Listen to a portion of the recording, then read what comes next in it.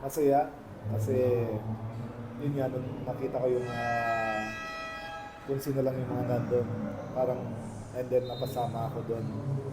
Parang bigla ako naging proud sa sarili ko. At the same time siguro dahil talagang ninalagaan ko yung sarili ko para ma-achieve yung goal na yun. And at the same time, makatulong din sa mga teammate ko. Kahit sa team namin, I think wala rin nakagawa ng ganun. So, sobrang masaya lang ako. At the same time, nanalo.